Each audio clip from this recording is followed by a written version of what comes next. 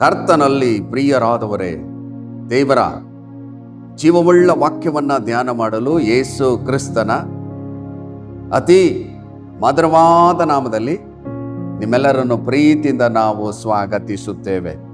ದೇವರು ವಾಕ್ಯಗಳ ಮೂಲಕವಾಗಿ ನಿಮ್ಮೊಟ್ಟಿಗೆ ಮಾತನಾಡಿ ನಿಮ್ಮನ್ನು ಬಲಪಡಿಸಿ, ನಿಮ್ಮನ್ನು ಸಂತೈಸಿ, ಆಧರಿಸಿ, ನಿಮ್ಮ ಜೀವಿತಗಳಲ್ಲಿ ಅದ್ಭುತಗಳನ್ನು ಮಾಡುತ್ತಾ ನಿಮ್ಮನ್ನು ಮುನ್ನಡೆಸ್ತಿದ್ದಾರೆ ಎಂಬುದಾಗಿ ನಾನು ಕರ್ತನಲ್ಲಿ ನಂಬಿದ್ದೇನೆ. ನಿಮ್ಮೆಲ್ಲರಿಗೋಸ್ಕರ ನಾನು ಪ್ರಾರ್ಥಿಸುವವನಾಗಿದ್ದೇನೆ. ಕರ್ತನಲ್ಲಿ ಪ್ರಿಯರಾದವರೇ, ಇಂದು ಧ್ಯಾನ ಮಾಡುವಂಥ ವಿಷಯ, ನಿನ್ನ ಬಾಯಲ್ಲಿ ದೇವರ ಮಾತುಗಳು ಉಂಟು. ಈ ವಾಕ್ಯವನ್ನು ನೀವು ಗಮನಿಸಬೇಕು. ನಿಮ್ಮ ಬಾಯಲ್ಲಿ ದೇವರು ತನ್ನ ಮಾತುಗಳನ್ನು ಇಟ್ಟಿದ್ದಾರೆ. ನೋಡ್ರಿ, ಸತ್ಯವೇದದಲ್ಲಿ ಏನೋ ಬರೆಯಲ್ಪಟ್ಟಿದೆ. ಯೆರೆಮೀಯನ ಪ್ರವಾದನ ಗ್ರಂಥ 1ನೇ ಅಧ್ಯಾಯ 9ನೇ ವಚನದಲ್ಲಿ, ಇಗೋ ನಿನ್ನ ಬಾಯಲ್ಲಿ ನನ್ನ ಮಾತುಗಳನ್ನು ಇಟ್ಟಿದ್ದೇನೆ ಎಂಬುದಾಗಿ ಅಲ್ಲಿ ಬರೆಯಲ್ಪಟ್ಟಿದೆ. ಮೊದಲನೇದಾಗಿ ದೇವರ ಮಕ್ಕಳು, ದೇವರ ಸೇವಕರು ತಿಳ್ಕೊಳ್ಬೇಕು, ನನ್ನ ಬಾಯಲ್ಲಿ ದೇವರ ಮಾತುಗಳು ಇದೆ. ನನ್ನ ಬಾಯ ಮಾತುಗಳು ಕಾರ್ಯ ಸಾಧನೆ ಮಾಡುತ್ತದೆ. ಮೊದಲು ಇದನ್ನ ತಿಳ್ಕೊಳ್ಳಬೇಕು. ದೇವರ ಮಾತುಗಳು ನಮ್ಮ ಬಾಯಲ್ಲಿ ಇರುವುದರಿಂದ ನಿಮಗೆ ವಿರುದ್ಧವಾಗಿ ನಿಲ್ಲುವಂಥ ಎಲ್ಲ ವೈರಿಯ ಬಲಗಳು ಯೇಸುವಿನ ಅಧಿಕಾರವುಳ್ಳ ನಾಮದಲ್ಲಿ ಮುರಿಯಲ್ಪಡಲಿ ಎಂಬುದಾಗಿ ಹೇಳಬೇಕು. ನಾನು ಸಾಲಗಳಿಂದ, ಸಮಸ್ಯೆಗಳಿಂದ, ಹೋರಾಟಗಳಿಂದ ಬಿಡುಗಡೆಯನ್ನ ಯೇಸು ನಾಮದಲ್ಲಿ ಹೊಂದುತ್ತಿದ್ದೇನೆ ಎಂಬುದಾಗಿ ಹೇಳಬೇಕು.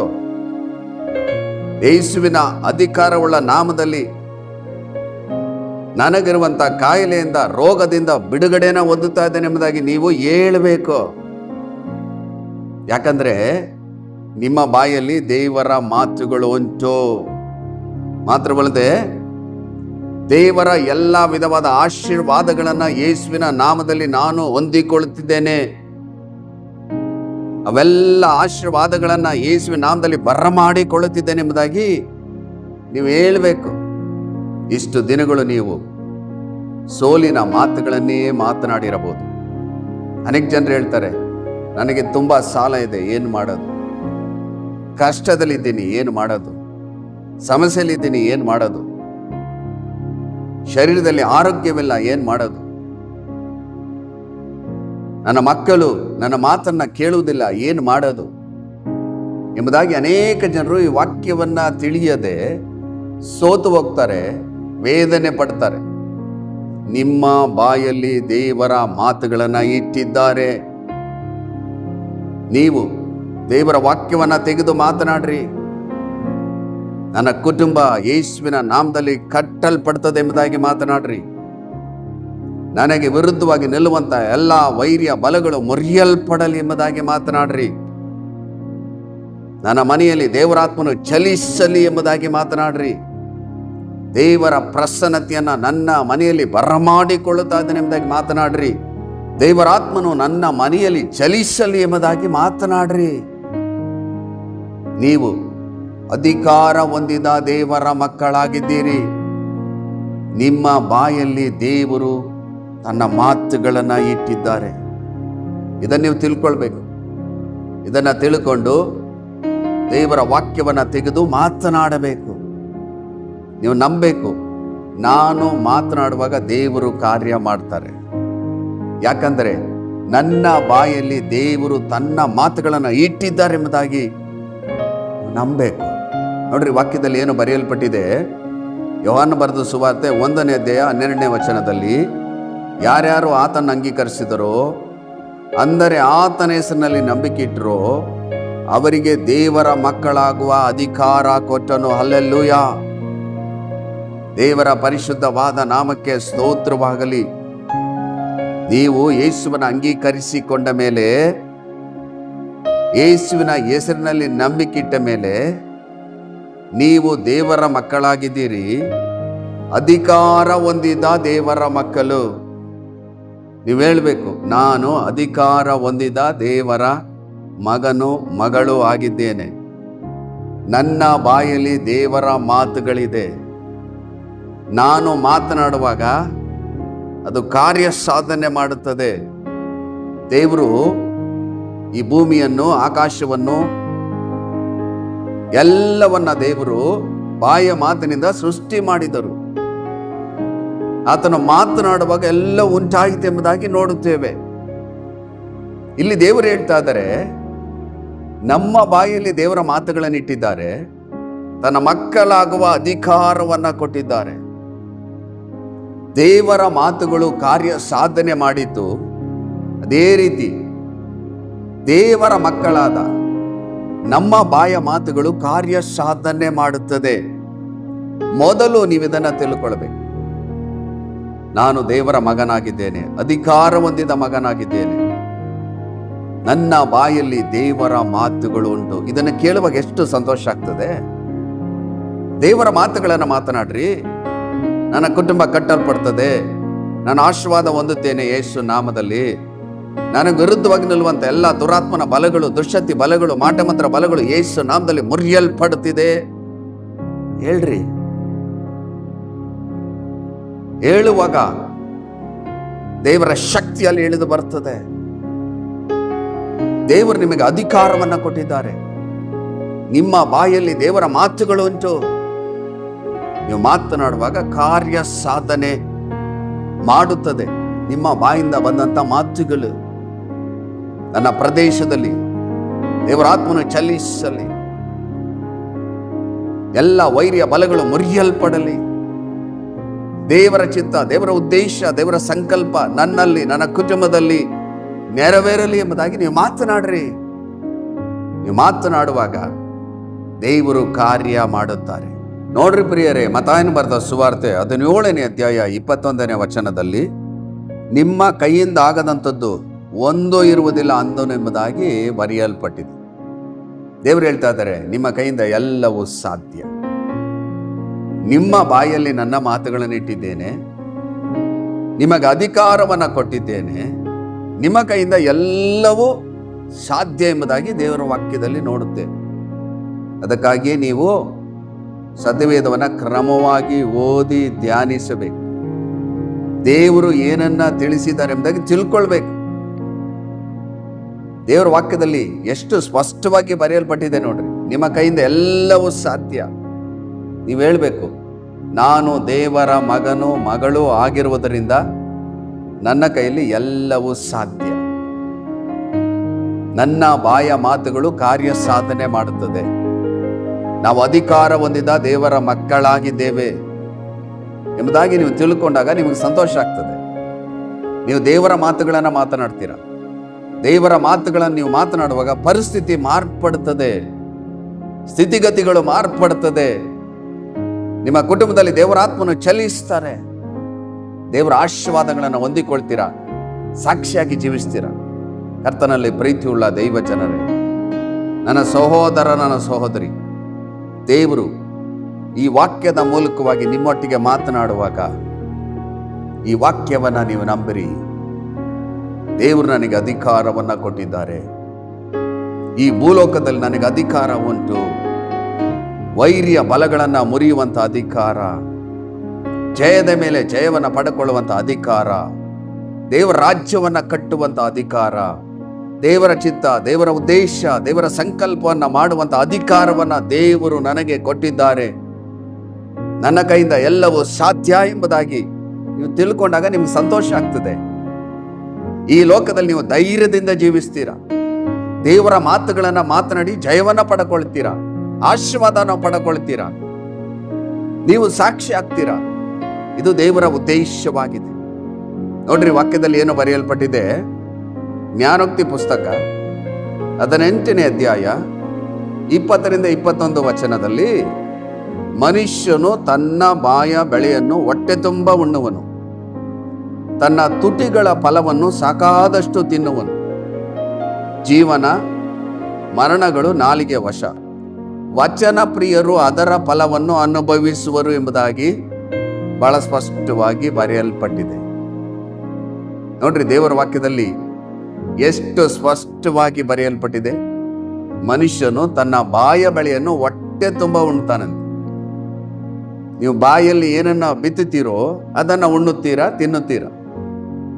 ತನ್ನ ತುಟಿಗಳ ಫಲವನ್ನು ಸಾಕಾದಷ್ಟು ತಿನ್ನುವನು. ನಿಮ್ಮ ಬಾಯಲ್ಲಿ ನೋಡ್ರಿ ದೇವರ ಅಧಿಕಾರ ಇಟ್ಟಿದ್ದಾರೆ. ನೀವು ಬಾಯಿಂದ ಏನನ್ನ ಬಿತ್ತುತ್ತೀರಾ ಅದನ್ನೇ ನೀವು ಉಣ್ಣುತ್ತೀರ ಎಂಬುದಾಗಿ ದೇವರ ವಾಕ್ಯದಲ್ಲಿ ನೋಡ್ತೇವೆ. ಬಾಯಲ್ಲಿ ದೇವರ ಮಾತುಗಳಿದೆ. ನೀವು ದೇವರ ಮಾತುಗಳನ್ನು ಮಾತನಾಡ್ರಿ, ಜಯದ ಮಾತುಗಳನ್ನು ಮಾತನಾಡ್ರಿ. ಸೋಲಿನ ಮಾತುಗಳು ನಿಮ್ಮ ಬಾಯಲ್ಲಿ ಬರಬಾರದು. ಯಾಕಂದ್ರೆ ದೇವರ ಮಕ್ಕಳು ಯಾವಾಗಲೂ ಜಯದ ಮಾತುಗಳನ್ನೇ ಮಾತನಾಡಬೇಕು. ಅದಕ್ಕಾಗಿ ನೀವು ವಾಕ್ಯವನ್ನ ಧ್ಯಾನಿಸಬೇಕು. ನೀವು ಯಾವ ರೀತಿ ಮಾತನಾಡ್ತೀರಾ ಅದನ್ನು ಅನುಭವಿಸ್ತೀರಾ. ನೀವು ಹೇಳ್ಬೇಕು, ನನ್ನ ಜೀವಿತ ಕಾಲವೆಲ್ಲ ನನಗೆ ಜಯ ಉಂಟು. ಯೇಸು ಕ್ರಿಸ್ತ ನನಗೆ ಜಯವನ್ನ ಕೊಟ್ಟಿದ್ದಾನೆ. ನನಗೆಷ್ಟು ಹೋರಾಟಗಳು, ಕಷ್ಟಗಳು, ನಷ್ಟಗಳು ಬಂದರೂ ಅದರ ಮೇಲೆ ದೇವರು ನನಗೆ ಜಯವನ್ನ ಇಟ್ಟಿದ್ದಾರೆ. ನನಗೆ ಸೋಲಿಲ್ಲ. ನಾನೆಲ್ಲ ಸಮಸ್ಯೆಗಳಿಂದ ಬಿಡುಗಡೆ ಆಗ್ತೇನೆ, ಸಾಲದಿಂದ ಬಿಡುಗಡೆ ಆಗ್ತೇನೆ, ಹೋರಾಟದಿಂದ ಬಿಡುಗಡೆ ಆಗ್ತೇನೆ. ನಾನು ಜಯದ ಮೇಲೆ ಜಯವನ್ನ ಯೇಸುವಿನ ಅಧಿಕಾರಗಳ ನಾಮದಲ್ಲಿ ಪಡೆದುಕೊಳ್ಳುತ್ತೇನೆ ಎಂಬುದಾಗಿ ಮಾತನಾಡ್ರಿ. ವಚನ ಪ್ರಿಯರು ಅದರ ಫಲವನ್ನು ಅನುಭವಿಸುತ್ತಾರೆ.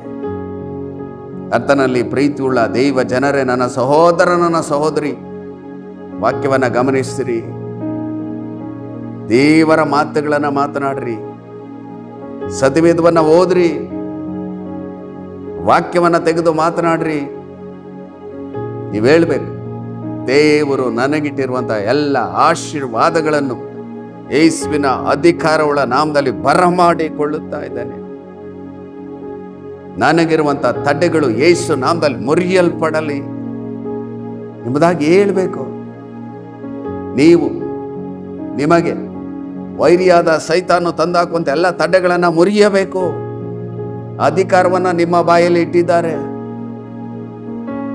ನಿಮಗೆ ಅಧಿಕಾರವನ್ನ ಕೊಟ್ಟಿದ್ದಾರೆ.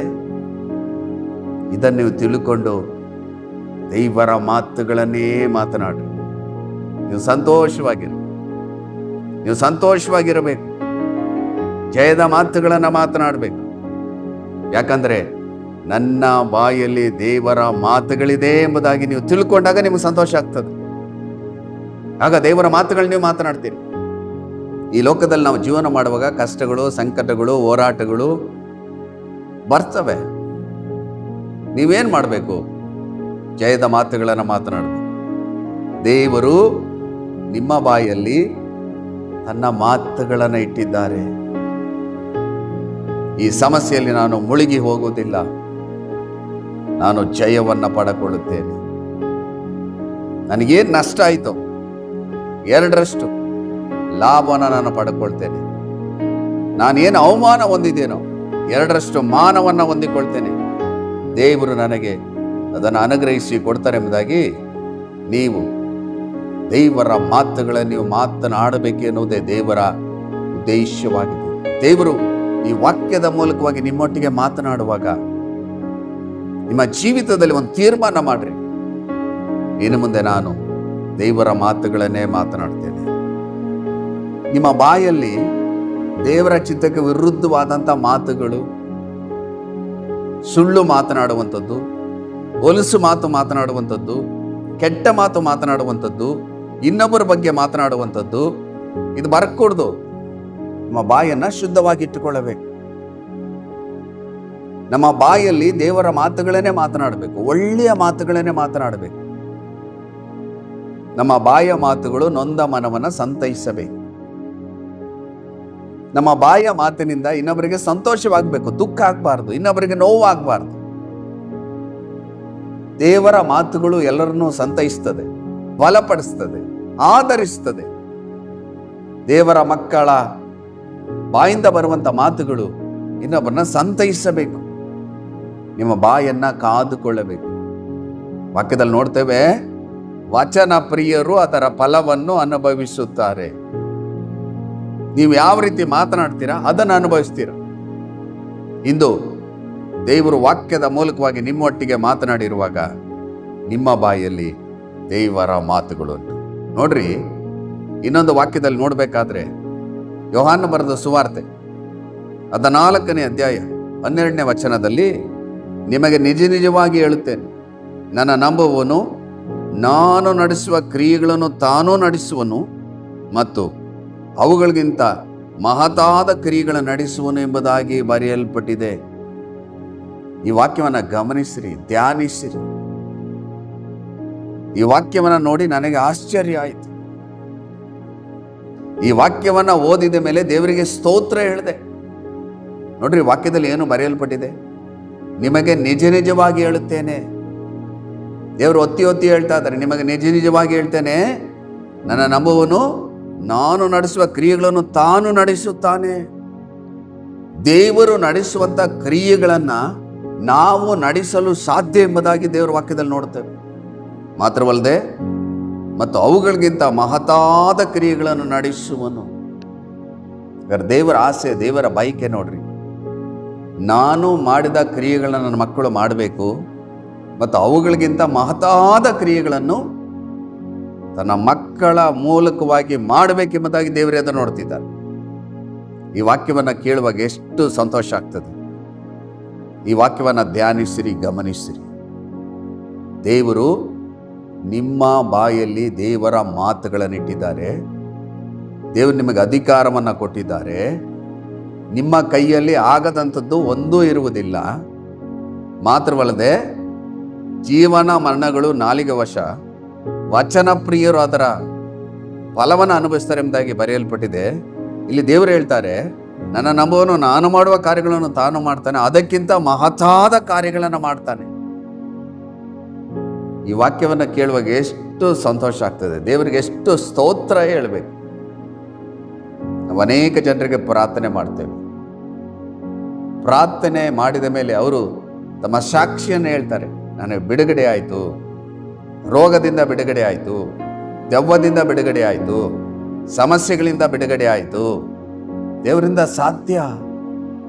ಇಲ್ಲಿ ದೇವರು ಹೇಳಿದ್ದಾರೆ, ನನ್ನ ನಂಬುವನು ನಾನು ನಡೆಸುವ ಕ್ರಿಯೆಗಳನ್ನು ತಾನು ನಡೆಸ್ತಾನೆ ಮತ್ತು ಅವುಗಳಿಗಿಂತ ಮಹತ್ತಾದ ಕ್ರಿಯೆಗಳನ್ನು ನಡೆಸ್ತಾನೆ ಎಂಬುದಾಗಿ ಸತ್ಯವೇದದಲ್ಲಿ ಬರೆಯಲ್ಪಟ್ಟಿದೆ.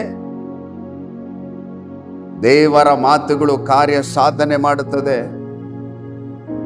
ಎಷ್ಟೋ ಜನರು ಹೇಳುವುದುಂಟು, ನಾನು ಸಮಸ್ಯೆಯಲ್ಲಿದ್ದೇನೆ, ಮಾಟ ಮಂತ್ರದ ಸಮಸ್ಯೆಯಲ್ಲಿದ್ದೇನೆ, ಸೈತಾನ ಬಂಧನದಲ್ಲಿದ್ದೇನೆ ಎಂಬುದಾಗಿ ಎಷ್ಟೋ ಜನರು ನನಗೆ ಹೇಳಿದ್ದುಂಟು. ನಾನು ಅವರಿಗಾಗಿ ಪ್ರಾರ್ಥನೆ ಮಾಡಿ ಅವರಿಗೆ ವಿರುದ್ಧವಾಗಿ ನಿಲ್ಲುವಂಥ ದುರಾತ್ಮನ ಬಲಗಳು, ದುಶ್ಶಕ್ತಿ ಬಲಗಳು, ಮಾಟಮಂತ್ರ ಬಲಗಳು ಯೇಸು ನಾಮದಲ್ಲಿ ಮುರಿಯಲ್ಪಡಲಿ ಎಂಬುದಾಗಿ ಹೇಳುವಾಗ ಕರ್ತನ ಬಲ ಅಲ್ಲಿ ಇಳಿದು ಬಂದಿದೆ. ವೈರ್ಯ ಬಲಗಳು ಮುರಿಯಲ್ಪಟ್ಟಿದೆ. ಅನೇಕ ಜನರು ಬಿಡುಗಡೆ ಹೊಂದಿ ಸಾಕ್ಷಿಯನ್ನ ಹೇಳುವುದನ್ನು ನಾನು ಕೇಳಿಸಿಕೊಂಡಿದ್ದೇನೆ. ದೇವರ ಪರಿಶುದ್ಧವಾದ ನಾಮಕ್ಕೆ ಸ್ತೋತ್ರವಾಗಲಿ. ಕರ್ತನಲ್ಲಿ ಪ್ರೀತಿಯುಳ್ಳ ದೈವ ಜನರೇ, ನನ್ನ ಸಹೋದರ, ನನ್ನ ಸಹೋದರಿ, ದೇವರು ಈ ವಾಕ್ಯದ ಮೂಲಕವಾಗಿ ನಿಮ್ಮೊಟ್ಟಿಗೆ ಮಾತನಾಡುವಾಗ ದೇವರು ನಿಮ್ಮ ಬಾಯಲ್ಲಿ ದೇವರ ಮಾತುಗಳನ್ನು ಇಟ್ಟಿರುವಾಗ ದೇವರ ವಾಕ್ಯವನ್ನು ತೆಗೆದು ಮಾತನಾಡ್ರಿ. ದೇವರ ಪ್ರಸನ್ನತೆ ಒಳಗೆ ನೀವು ಕುಳಿತುಕೊಂಡು ದೇವರ ಆತ್ಮ ತುಂಬಿಸಲ್ಪಟ್ಟವರಾಗಿ ನೀವು ಮಾತನಾಡ್ರಿ. ದೇವರ ವಾಕ್ಯದಲ್ಲಿ ಬಹಳ ಸ್ಪಷ್ಟವಾಗಿ ಬರೆಯಲ್ಪಟ್ಟಿದೆ, ನನ್ನ ಮೇಲೆ ಬರುವಂತ ವೈರಿಗಳು ಒಂದು ದಾರಿಯಿಂದ ಬಂದರೂ 7 ದಾರಿಯಿಂದ ಓಡಿ ಹೋಗುವ ಹಾಗೆ ನನ್ನ ದೇವರು ಮಾಡ್ತಾನೆ ಎಂಬುದಾಗಿ ಹೇಳಬೇಕು. ಯೇಸುವಿನ ಅಧಿಕಾರವುಳ್ಳ ನಾಮದಲ್ಲಿ ನನಗೆ ವಿರುದ್ಧವಾಗಿ ನಿಲ್ಲುವಂತ ಎಲ್ಲ ವೈರ್ಯ ಬಲಗಳು ಮುರಿಯಲ್ಪಡಲೆಂಬುದಾಗಿ ನೀವು ಮಾತನಾಡಬೇಕು.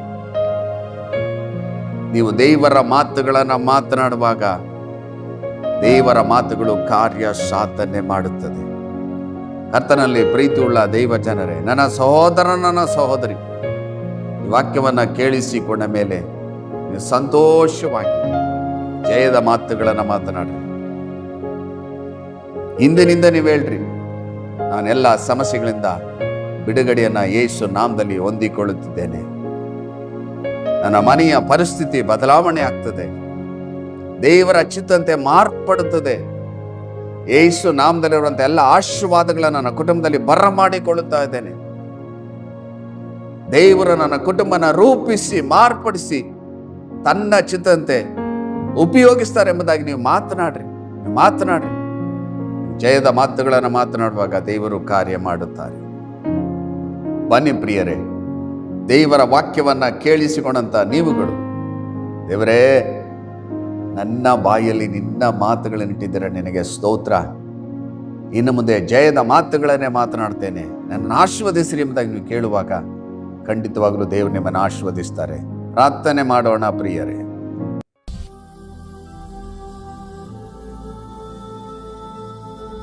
ನಮ್ಮನ್ನು ಅತಿಶಯವಾಗಿ ಪ್ರೀತಿ ಮಾಡುವಂಥ ನಮ್ಮ ಪರಲೋಕದ ತಂದೆಯಾದ ದೇವರೇ, ಜೀವವುಳ್ಳ ವಾಕ್ಯವನ್ನು ಧ್ಯಾನ ಮಾಡಿದ್ದೇವೆ. ಈಗೋ ನಿನ್ನ ಬಾಯಲ್ಲಿ ನನ್ನ ಮಾತುಗಳನ್ನು ಇಟ್ಟಿದ್ದೇನೆ ಎಂಬುದಾಗಿ ಹೇಳಿ ಜೀವವುಳ್ಳ ವಾಕ್ಯವನ್ನು ಧ್ಯಾನ ಮಾಡಿರುವಾಗ ಎಷ್ಟು ಜನರು ವಾಕ್ಯವನ್ನು ಕೇಳಿಸಿಕೊಂಡಿದ್ದಾರೆ. ಜೀವಿತದಲ್ಲಿ ಜೀವವುಳ್ಳ ವಾಕ್ಯ 100% ಕಾರ್ಯ ಮಾಡಲು ನಮ್ಮ ಬಾಯಲ್ಲಿ ನಿಮ್ಮ ಮಾತುಗಳನ್ನು ಇಟ್ಟಿದ್ದೀರಿ. ನಿನ್ನ ಮಕ್ಕಳಾಗುವ ಅಧಿಕಾರವನ್ನು ಕೊಟ್ಟಿದ್ದೀರಿ. ನಿಮ್ಮ ಕೈಯಿಂದ ಆಗದಂಥದ್ದು ಒಂದು ಇಲ್ಲ ಎಂಬುದಾಗಿ ಹೇಳಿದ್ದೀರಿ. ಜೀವನ ಮರಣಗಳು ನಾಲಿಗೆ ವಶ, ವಚನ ಪ್ರಿಯರು ಅದರ ಫಲವನ್ನು ಅನುಭವಿಸ್ತಾರೆ ಎಂಬುದಾಗಿ ನೀನು ವಾಕ್ಯದಲ್ಲಿ ನೋಡ್ತೇವೆ. ನನ್ನಲ್ಲಿ ನಂಬಿಕೆಟ್ಟು ನಾನು ಮಾಡುವ ಕಾರ್ಯಗಳನ್ನು ತಾನು ಮಾಡ್ತಾನೆ, ಅದಕ್ಕಿಂತ ಮಹತ್ತಾದ ಕಾರ್ಯಗಳನ್ನು ಮಾಡ್ತಾನೆ ಎಂಬುದಾಗಿ ಹೇಳಿ ಎಷ್ಟು ಅಧಿಕಾರವನ್ನು ನಮಗೆ ಕೊಟ್ಟಿದ್ದೀರಿ. ಎಷ್ಟು ಜನರು ನನ್ನೊಟ್ಟಿಗೆ ಸೇರಿ ಪ್ರಾರ್ಥನೆ ಮಾಡ್ತಿದ್ದರು, ವಾಕ್ಯವನ್ನು ತಿಳಿದುಕೊಂಡು ನಿನ್ನ ಮಾತುಗಳನ್ನು ಮಾತನಾಡಲಿಕ್ಕಾಗುತ್ತೆ, ಜಯದ ಮಾತುಗಳನ್ನು ಮಾತನಾಡಲಿಕ್ಕಾಗುವಂತೆ ಕೃಪೆ ಕೊಡಿ. ಮಾತನಾಡುವಾಗ ಸ್ವಾಮಿ ನಿನ್ನ ಶಕ್ತಿಯಲ್ಲಿ ಪ್ರಕಟವಾಗೋದಕ್ಕಾಗಿ ಸ್ತೋತ್ರ, ನಿನ್ನ ಮಹಿಮೆಯಲ್ಲಿ ಗೋಚರವಾಗೋದಕ್ಕಾಗಿ ಸ್ತೋತ್ರ. ಯಾರ್ಯಾರು ಸಮಸ್ಯೆಯಲ್ಲಿ, ಕಷ್ಟದಲ್ಲಿ, ಕಣ್ಣೀರಲ್ಲಿ, ಬಾಧೆಯಲ್ಲಿ, ಬಡತನದಲ್ಲಿ, ಸಾಲದಲ್ಲಿ, ಹೋರಾಟದಲ್ಲಿ ನನ್ನೊಟ್ಟಿಗೆ ಸೇರಿ ಪ್ರಾರ್ಥನೆ ಮಾಡ್ತಿದ್ದಾರೋ ಅವರ ಕುಟುಂಬದಲ್ಲಿ ಯೇಸು ನಾಮದಲ್ಲಿರುವಂಥ ಎಲ್ಲ ಆಶೀರ್ವಾದಗಳು ಒದಗಿ ಬರಲಿ. ಎಲ್ಲ ಸಮಸ್ಯೆಗಳಿಂದ ಬಿಡುಗಡೆಯನ್ನು ಕಾಣಲಿ ಯೇಸು ನಾಮದಲ್ಲಿ. ಇನ್ನು ಮುಂದೆ ಸ್ವಾಮಿ ದೇವರು ನನ್ನ ಬಾಯಲ್ಲಿ ದೇವರ ಮಾತುಗಳನ್ನು ಇಟ್ಟಿದ್ದಾರೆ ಅಂತ ತಿಳಿದುಕೊಂಡು ಅವರ ಬಾಯನ್ನು ಕಾದುಕೊಂಡು ನಿನ್ನ ವಾಕ್ಯವನ್ನೇ ಮಾತನಾಡಲಿಕ್ಕಾಗುತ್ತೆ, ಜಯವನ್ನು ಆಶೀರ್ವಾದವನ್ನು ಹೊಂದಿಕೊಂಡು ನಿನ್ನ ಮಹಿಮೆ ಪಡಿಸಲಿಕ್ಕಂತ ಸಹಾಯ ಮಾಡಿ. ಈಗಲೇ ಅದನ್ನು ಮಾಡಿದ್ದಕ್ಕಾಗಿ ಸ್ತೋತ್ರ. ಅವರು ವಿರುದ್ಧವಾಗಿ ನಿಲ್ಲುವಂಥ ಎಲ್ಲ ವೈರ್ಯ ಬಲಗಳು ಮುರಿಯಲ್ಪಡಲಿ. ಯೇಸು ನಾಮದಲ್ಲಿರುವಂಥ ಶಾಂತಿ, ಸಮಾಧಾನ, ಆರೋಗ್ಯ, ಸಮೃದ್ಧಿ, ನೀತಿ ಜೀವ ರಕ್ಷಣೆಯನ್ನು ಅವರ ಕುಟುಂಬದಲ್ಲಿ ಬಿಡುಗಡೆ ಮಾಡ್ತಾರೆ. ಆಶೀರ್ವಾದ ಮಾಡಿ ಪ್ರಾರ್ಥನೆ ಕೇಳಿದ್ದಕ್ಕಾಗಿ ಸ್ತೋತ್ರ. ಯೇಸುವಿನ ಅತಿ ಪರಿಶುದ್ಧವಾದ ನಾಮದಲ್ಲಿ ಬೇಡಿ ಹೊಂದಿದ್ದೇವೆ ನಮ್ಮ ಜೀವವುಳ್ಳ ತಂದೆಯೇ, ಆಮೇನ್. ಕರ್ತನಲ್ಲಿ ಪ್ರಿಯರಾದವರೇ, ದೇವರ ಜೀವವುಳ್ಳ ವಾಕ್ಯವನ್ನು ಕೇಳಿಸಿಕೊಂಡಿದ್ದೀರಿ. ಧೈರ್ಯವಾಗಿರ್ರಿ. ದೇವರು ನಿಮ್ಮ ಬಾಯಲ್ಲಿ ತನ್ನ ಮಾತುಗಳನ್ನು ಇಟ್ಟಿದ್ದಾನೆ, ಅಧಿಕಾರವನ್ನು ಕೊಟ್ಟಿದ್ದಾನೆ. ಧೈರ್ಯದಿಂದ ಜೀವಿಸಿರಿ, ದೇವರ ವಾಕ್ಯದಂತೆ ಜೀವಿಸಿರಿ, ದೇವರ ವಾಕ್ಯದಂತೆ ಮಾತನಾಡಿ ದೇವರ ಆಶೀರ್ವಾದಗಳನ್ನು ಹೊಂದಿಕೊಳ್ಳ್ರಿ. ಇನ್ನೊಂದು ಅಮೂಲ್ಯವಾದ ವಾಕ್ಯದೊಟ್ಟಿಗೆ ನಿಮ್ಮನ್ನು ಸಂಧಿಸುವವರೆಗೂ ದೇವರ ಕೃಪೆ, ದೇವರ ಶಾಂತಿ, ದೇವರ ಸಮಾಧಾನ, ಪರಿಶುದ್ಧಾತ್ಮನ ಆಳ್ವಿಕೆ, ಪರಿಶುದ್ಧಾತ್ಮನ ಒಡೆತನ ನಿಮ್ಮೊಂದಿಗಿರಲಿ. ದೇವರು ತನ್ನ ಚಿತ್ತಂತೆ ನಿಮ್ಮನ್ನು ಹೇರಳವಾಗಿ ಆಶೀರ್ವದಿಸಲಿ. God bless you.